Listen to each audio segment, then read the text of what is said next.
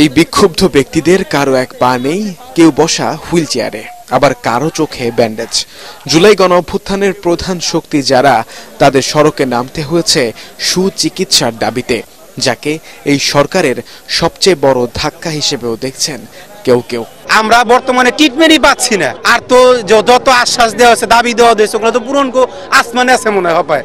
কবে যে নামবো কোনো ঠিক ঠিকানা নাই। অন্তর্বর্তীকালীন সরকার আমাদের লেগে কোনো আইন করতে কয়ে পারবেন? করছে? তাহলে অন্তর্বর্তীকালীন সরকার আমাদের রক্তের উপরে দিয়া বইয়া তারা কি করছে এই পর্যন্ত? বুধবার দুপুরে হাসপাতাল পরিদর্শনে গিয়ে আহতদের দেখতে না যাওয়ায় বিক্ষোভের মুখে পড়েন স্বাস্থ্য উপদেষ্টা। এ থেকেই শুরু হয় এই আন্দোলনের সূত্রপাত, যা চলে দিন পেরিয়ে রাতেও।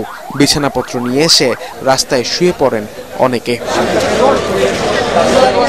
এ সময় নিজেদের দলীয় বৈঠক ফেলে বৈষম্য বিরোধী ছাত্র আন্দোলনের আহ্বায়ক হাসনাত আব্দুল্লাহ রাত ৮টা থেকে বারবার চেষ্টা করলেও আহত আন্দোলনকারীরা নাছোড়বান্দা। আমাদের একটাই দাবি, আমাদের লিখিত স্টেটমেন্ট দিয়ে তারপর যাবে, তারপর সবাই এখানে। এই বাংলাদেশ যাদেরকে দিয়ে পাইছে তারা হচ্ছে সুচিকিৎসার জন্য সেই ৩ মাস পরেও রাস্তার মধ্যে আজকে আশা থাকতে হচ্ছে। এই যে আপনারা রাস্তায় আছেন, আমি আপনারা এখান থেকে না যাওয়া পর্যন্ত আমি যাইতেছি না। এবং এটা জুলাই ফাউন্ডেশন খুলছে নামে, এটার বিরুদ্ধে অভিযোগের শেষ নাই। পরে মধ্যরাতে হাসপাতালে ছুটে আসেন আইন উপদেষ্টা আসিফ নজরুল, ক্রীড়া উপদেষ্টা আসিফ মাহমুদ সহ 5 উপদেষ্টা। জানান নিজেদের সীমাবদ্ধতার কথা। আমরা এই জন্য দুঃখিত। আমরা বারবার বলেছি, একটা লোক এখানে বলে নাই, একটা লোক এখানে গা ছাড়া কোনো ভাব দেখাচ্ছে না। এই 2:30 3টা বাজে আমরা এসে 5টা লোক, এনারা আমরা 2জন নইলে যুবক আছি, এনারা 3জন মুরব্বী মানুষ এসে দাঁড়িয়ে আছে। আপনারা একটু রহম করেন। আমি প্রথমে আপনাদের কাছে ক্ষমা চাচ্ছি। আমাদের মাহফুজ বলেছে আমাদের ব্যর্থতা আছে, ভুল আছে। আপনাদের প্রতি আমাদের অনেক অনেক অনেক বেশি দায়িত্বশীল হওয়া উচিত ছিল। আমরা চেষ্টা করেছি, চেষ্টার মধ্যে ঘাটতি ছিল না, কিন্তু আমরা কাজটা করতে পারি নাই।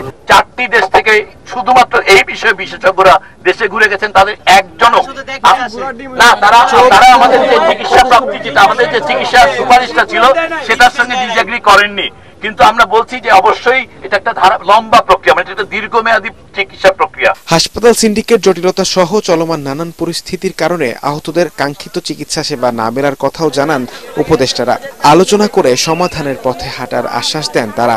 আপনারা দয়া করে আমাদেরকে ওই পরিবেশটা করে দেন, আমরা যাতে বসে একটা রূপরেখা আগামীকালকেই ঘোষণা করতে পারি এবং সেটা বাস্তবায়নটা ডিসেম্বরের মধ্যে করতে পারি। পরে সবার আশ্বাসের ভিত্তিতে সড়ক ছেড়ে হাসপাতালে ফিরে যান আন্দোলনকারীরা। তবে দাবি আদায় না হলে বড় আন্দোলনের হুঁশিয়ারিও দেন তারা। মাসহারুল হক মুহাজির, ATN বাংলা, ঢাকা।